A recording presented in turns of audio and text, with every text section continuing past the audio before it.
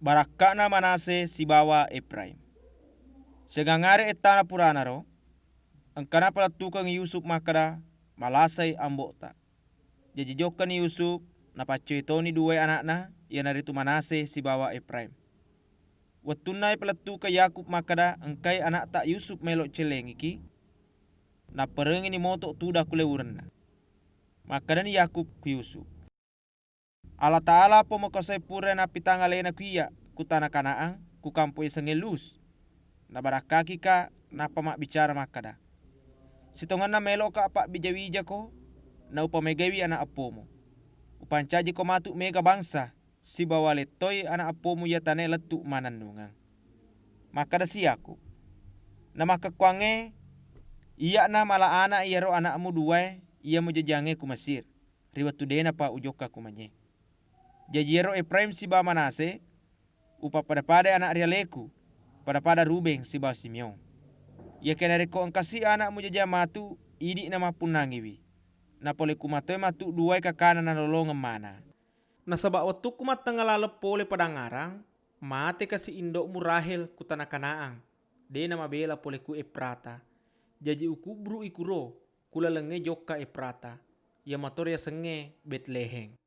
Waktu na naite Israel anak na Yusuf, makutana ni makada, ingga mana ya? Mapebane ni Yusuf kambo na makada, ya nae anakku na lengenga puang Allah Ta'ala kumanye. Makada si Yakub, pak deper nak may ubarakakiwi. Yero watwe, dena na manasa pakitana Israel na sabak macolak de ni. Jadi na pak depen anak na Yusuf ku ambo na. Na yero ambo na kak daw ni apo na botoni. Na napa makada si Yakub ku Yusuf. Dena koron nangi makada wita mupo paimang. Ia ke makakuange na palalo mupa po ang Allah Ta'ala mitay wijamu. Na iya Yusuf, na ale pemang anak na pole kusat dena utuna ambo na napasuju mapakalapi.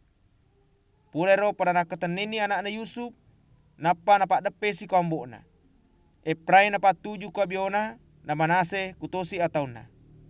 Ia kia Israel, na taro jari ataw na kia se na ulun na Efraim, ia maloloy. Na jari abiona na tarotosi kia se na ulun na Manase. Na tungkai pasal disangkai jarina, namun inesa makada Manase anak macua. Na napa ibarakakin Yusuf kambo na makada. Puang Allah Ta'ala, ia na cueria neneku si ba amboku, ia na ritu Ibrahim si ba Ishak. Puang Allah Ta'ala ia mancaje pakampiku rilaleng atutukku na rapi ia soy. Maleka ia pure pasalama ka pole risinina anu majae. Tanah poro na barakaki wi anak ewe. Tanah poro na oleh anak ewe yang ngarama taru asatku. Ia ngaratoy asana neneku si bawa amboku. Ia na ritu Ibrahim si bawa Ishak. Tanah poro tapi deta tambai wija-wijana. Gangkana malapi-lepi anak apona kulinoy. Watuna na ita Yusuf makada iro jari atau na ambo na kulu na Efraim na taro. Nasan ni salah. Jadi nakatan nini jari na ambo na melo palete ipole kulu na Efraim loka kulu na Manase. Makada ni Yusuf kambo na. Aja tapak ambo. Na sabak ye anak macua. Jadi kuni ulun na itaro jari atau ta. Ia kia cami ambo na. Makada ni wisemana. Yero anak macoy mancaji matoy matu se di bangsa. Nama pune matoy matu akwasang. Ia ke andrina lebih makuasa pinakakana. Na iya anak apo na mancaji mega bangsa. Makuniro na ibarakaki ni anak na Yusuf ku Yakub makada.